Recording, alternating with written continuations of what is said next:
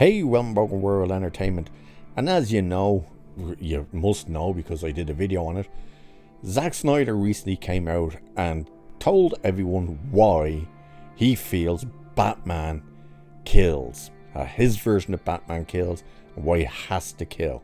Well, that hasn't gone down well with a lot of people, including comic book writers Grant Morrison, Mark Millar, Slott, and Nolan, and they've all blasted him online about this. And we're going to have a look at some of what they've said. Now, the likes of Morrison and Slott said quite a lot about it, but we'll go over a bit of what they said and we'll have a look at what Mark Millar and Nolan also said.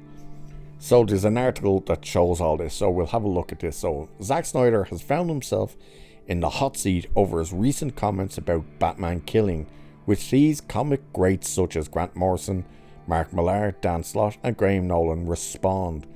Snyder recently appeared on the Joe Rogan Experience and talked about how, if Batman doesn't kill, that it makes Batman irrelevant.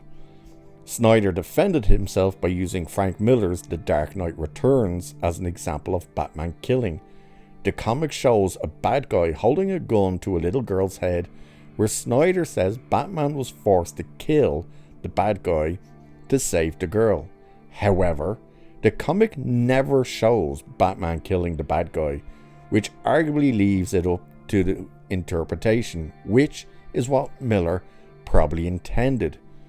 Word of mention is that Snyder also came under fire when he had Superman snap Zod's neck in Man of Steel, with many fans arguing that Snyder doesn't get superheroes. So Grant Morrison agrees with those fans and says, if Batman kills his enemies, he'd be the Joker, and Commissioner Gordon would have to lock him up. And he goes on to say this: the Batman puts himself in danger every night, but steadfastly refuses to murder is an essential element of the character's magnificent, horrendous, childlike psychosis, wrote Morrison in his latest newsletter.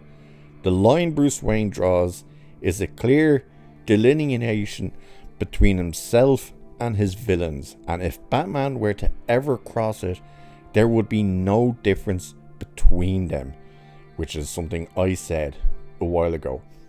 And then we also get that Slott goes so far as to say Batman never killed in Millar's The Dark Knight Returns, as Zack Snyder got it wrong. And he said this: he shot him, he didn't kill him. The shock of that scene is that Batman finally used a gun, not that Batman killed someone. It's confirmed later in the issue on the news that Batman has never taken a life. If he had killed the mutant kidnapper, the entire plot with Commissioner Yindel near the end of the story would not work at all.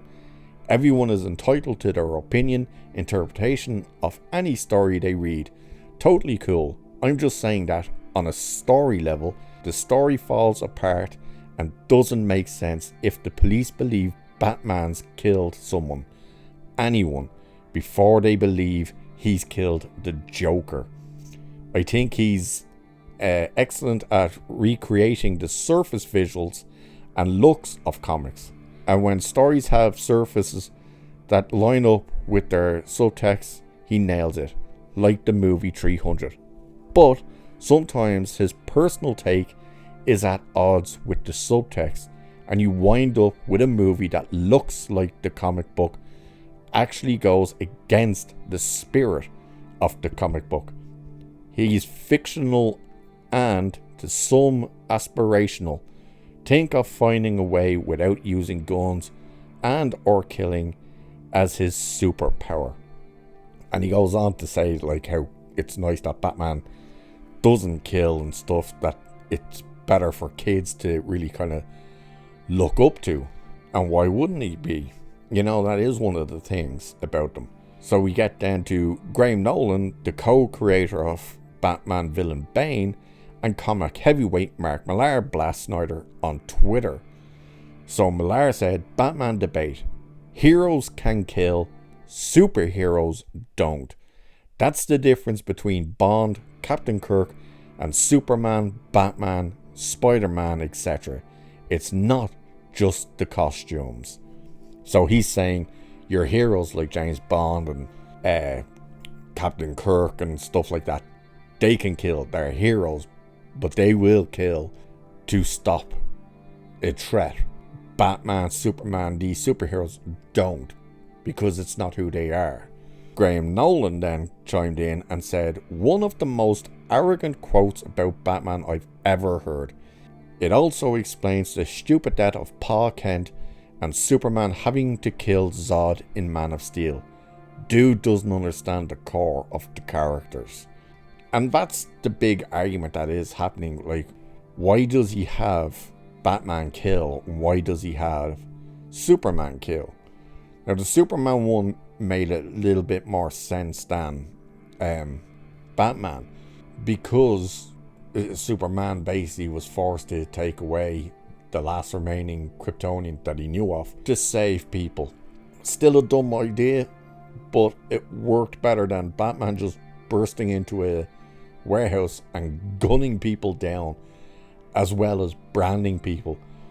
And then when we hear, like, he had a better explanation when he was asked before, when Man of Steel came out, about, oh, why did you have Superman kill Zod in that movie? And he gave that proper explanations, like, you know, it was the hard choice that Kal-El had to make, and it's something that then pushes him to never wanting to do it again, because he never does it again. Where his explanation for why his version of Batman kills was simply because they told me I couldn't do it. You know, that is where I think Graham Nolan comes in with, it's such an arrogant answer, is the fact that, oh, because they said Batman doesn't kill, the first thing I want to do is make him kill. So you have the people who have written these type of comic books, who have written Batman himself, who have now come out to say, no, he does not kill, and your reasoning for it is both stupid, arrogant, and ridiculous. So he's kind of definitely finding himself very much in the hot seat over that take, and I don't think it's going to go away anytime soon. But it is what it is, I suppose, at this stage. He said something dumb and people are calling him out for it, rightfully so. So, with that, I will leave it there for this one. So cheers, I'll catch you in the next one.